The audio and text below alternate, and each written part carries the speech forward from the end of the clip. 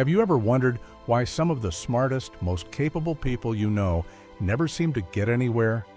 Not because they lack talent, not because they lack opportunity, but because something far more invisible, far more insidious, quietly controls their lives? It's a question you might not want to admit to yourself. After all, we like to believe intelligence equals success, right? That if you're sharp, perceptive, and capable, the world will naturally reward you. And yet, so many brilliant minds falter, stumble, and sometimes completely fail, despite their gifts. Why is that? The uncomfortable truth is this: the greatest obstacle isn't external. It's not society. It's not circumstance. It's a subtle, nearly invisible force inside, a trap that very few people recognize until it's too late.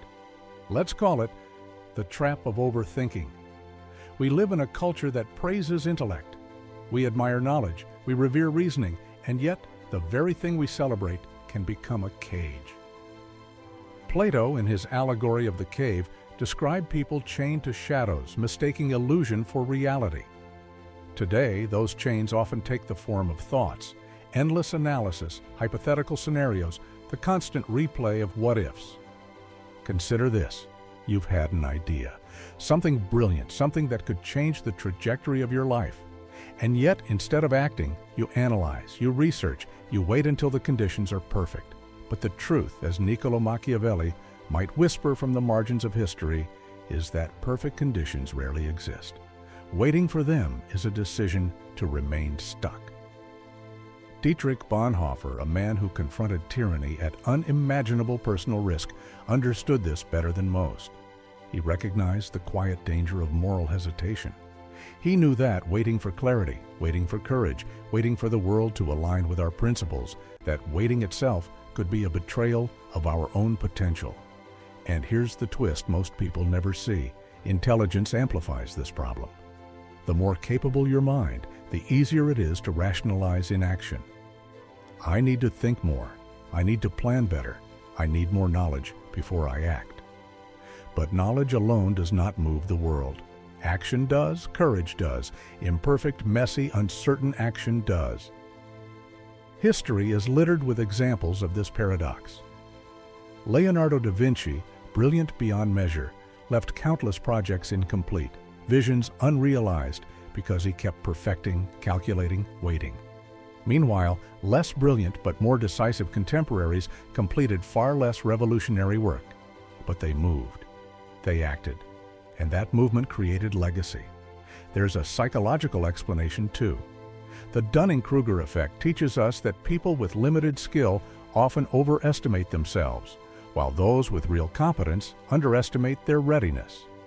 In other words, the smarter you are, the more aware you are of how much you don't know. And that awareness can paralyze you. Your own intelligence becomes a kind of cage. Consider Nietzsche's warning about self-deception. He argued that humans are masters of hiding from themselves, crafting stories to avoid facing uncomfortable truths. The cleverest among us are not immune. They construct elaborate justifications for delay, convincing themselves that hesitation is prudence. But really, it's fear masquerading as wisdom. Imagine this scenario: two entrepreneurs with equal skill and vision. One hesitates, endlessly planning, waiting for the perfect moment. The other launches imperfectly, learns on the move, adapts, and grows. Who do you think succeeds?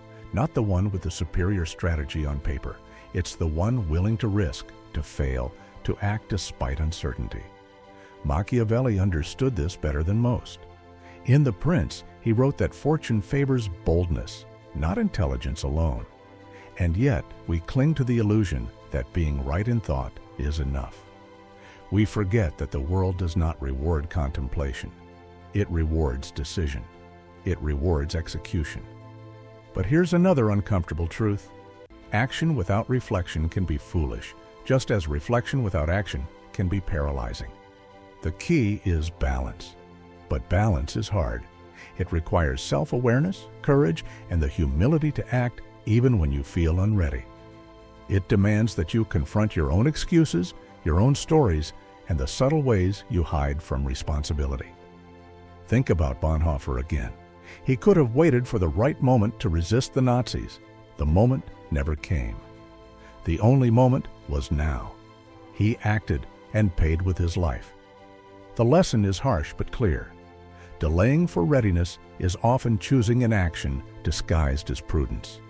Even in modern life, the principle holds. Every time you say, "I'll start tomorrow, I need more time," or "I just need one more piece of information," you are choosing the same path as Leonardo's unfinished works, as the hesitant entrepreneur, as the clever mind trapped in its own overthinking. You are choosing the path of potential unrealized. Yet awareness changes everything. Once you see the trap, once you recognize your own tendencies to overthink, rationalize, and delay, you gain power over them. You realize that the moment of courage does not follow readiness. It precedes it. Readiness is an illusion. Action is reality. Plato knew this when he argued that knowledge alone is not virtue.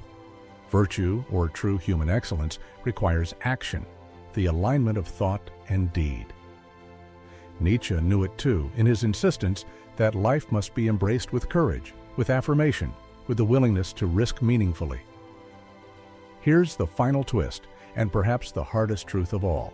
The smarter you are, the more aware you are of risk, uncertainty, and your own limitations. That awareness can be your greatest asset, or your deadliest trap. The line between insight and paralysis is thin, and crossing it demands more than knowledge. It demands courage. So, what do? You start. Not when you feel ready, not when the stars align, not when your mind has perfectly calculated every risk. You start now. You stumble, you fail, you learn, you act imperfectly but deliberately. Because in the end, the trap of overthinking is not conquered by more thinking. It is conquered by living, by doing, by daring. And here's the part that will haunt you long after this video ends. Every day you delay, the world moves without you. Every idea you postpone, every dream you rationalize away becomes a ghost of possibility, a reminder of what could have been. The smartest, most capable people in history were not the ones who waited for certainty. They were the ones who acted amidst uncertainty, who embraced fear as a companion, not a barrier. So ask yourself the hardest question today.